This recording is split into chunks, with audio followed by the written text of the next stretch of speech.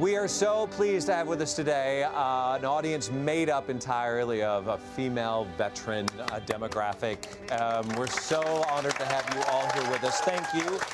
And if I haven't said it enough today, I'll say it one more time. Thank you all for your service. We're all indebted to you.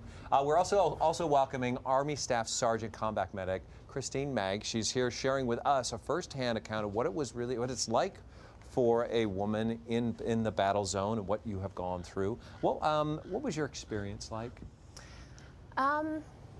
Combat-wise. As a woman, I had to deal with a lot of, I had to be both a woman and I had to also earn the respect of my male counterparts.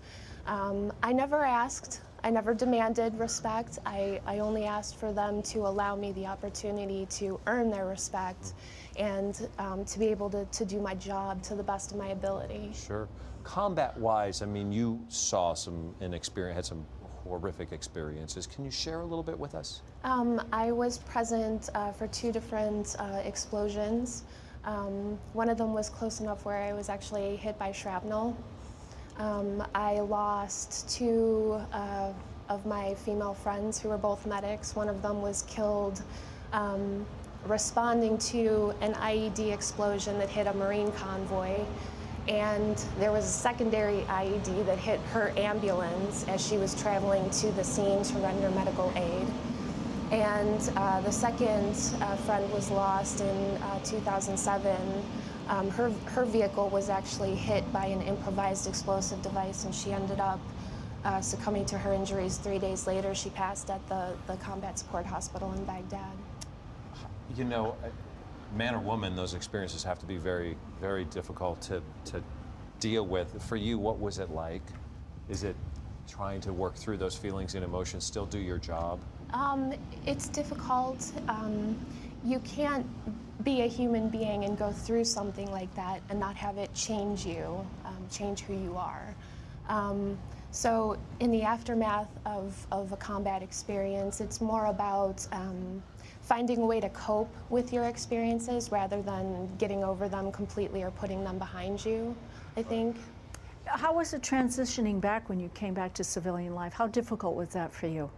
It's very tough, especially for a woman specifically, because you go from, well, first of all, any soldier transitioning back from combat goes from an environment where, you know, your life and death situations on a daily basis, every decision that you make, you know, has monumental consequences, and then all of a sudden you're back on the block doing what you used to do. And that alone is tough enough, but when you throw on top of that, you know, issues like PTSD and survivor's guilt, you know, having seen friends of yours either injured or even killed, you have to find a way to process all that and to cope with all that once you come home. When you returned home, though, to integrate back into this life, were you able just to step into that same sort of medical field that you did in the military? For me personally, I went through a period where I couldn't look at trauma because it brought back, gave me flashbacks, if you will, of some of the experiences that I had overseas. So I had to find a way to sort of reinvent myself. I became a home caregiver rather than worked in a hospital or on an ambulance where I used to work before. Did you have any trouble getting help for yourself?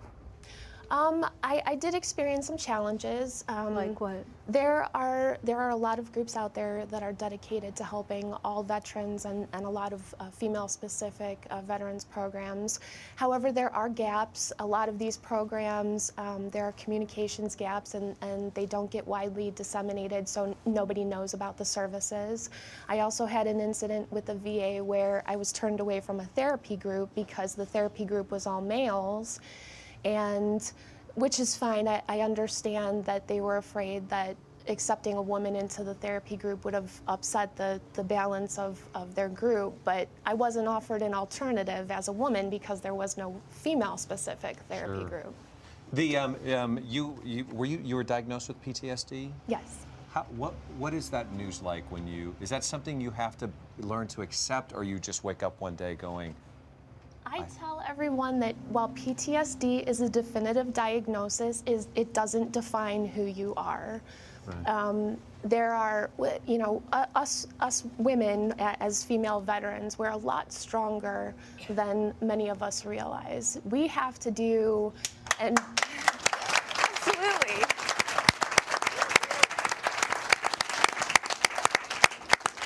We bring a sensitivity to the military, whatever MOS you fulfill, that men just don't have. We have to prove ourselves on a level that men don't have to, and we have to do our job and be a soldier, a sailor, airman, whatever, all at the same time. So we are strong.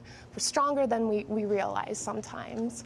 And you know, it's a diagnosis, but it doesn't define me. And I, you know, just like anyone else, I will find the tools that I need to cope with and get through. And you know what? We have to give you the tools. We have to provide the tools for you. And that we're going to step away to a commercial.